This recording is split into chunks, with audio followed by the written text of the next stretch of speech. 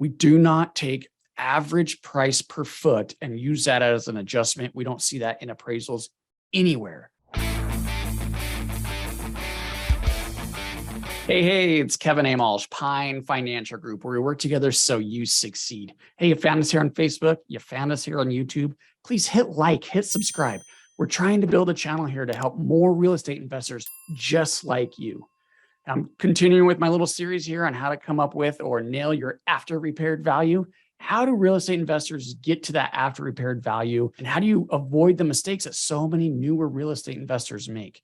In a previous video we talked about bedroom counts and how some investors add or subtract value for bedrooms and how that could be a mistake.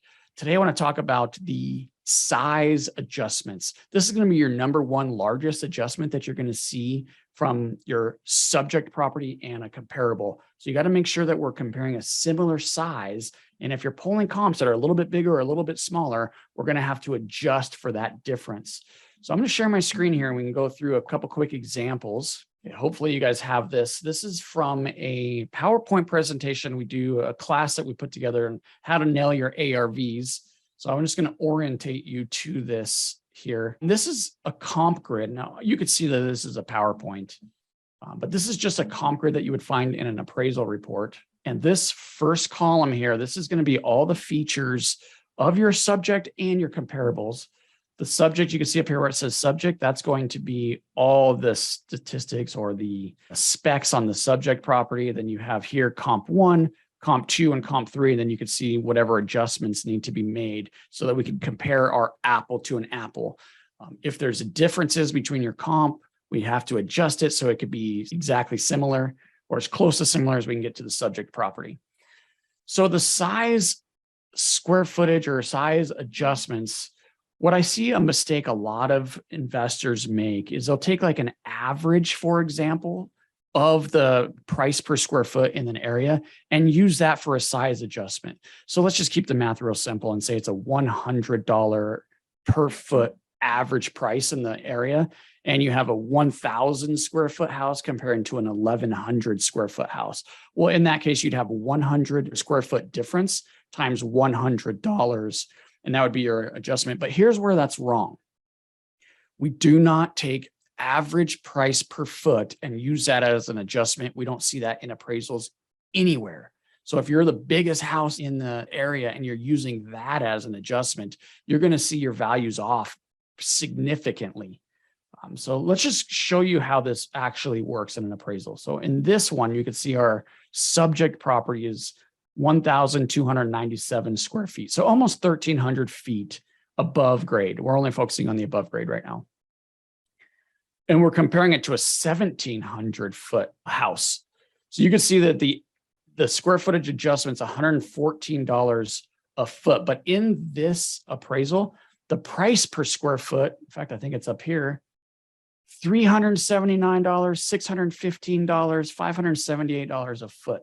And we're only adjusting $114 a foot. So a nice rule of thumb, now I know some appraisers are going to hate me for saying this, realtors may as well, but a rule of thumb that I've found to be pretty close to accurate on these is a quick formula where you take your average of 3 comparables.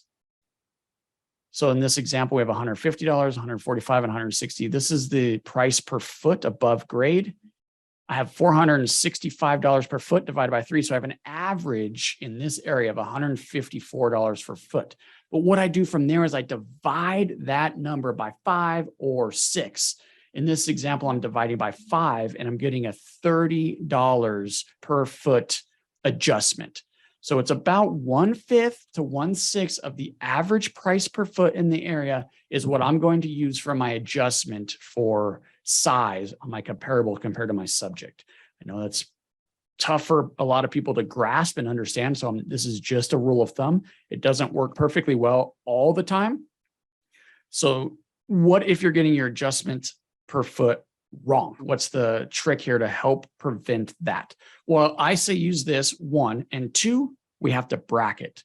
So whenever you're looking at comps, you're going to try to find some that are bigger. This one, for example, 1,040 square feet. This appraiser found one that's bigger.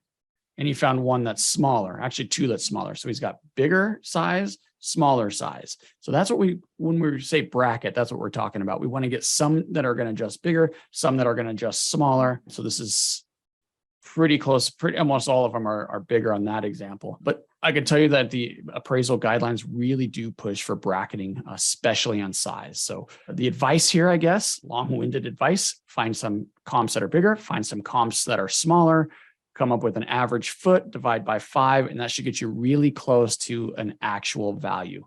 Very, very curious what you think about this little rule of thumb or hack, if you want to call it that, valuation hack. Leave me some comments below and let me know what you think about per square foot adjustments. You could find more information about Pine Financial Group and if we could help you finance your real estate investments at pinefinancialgroup.com.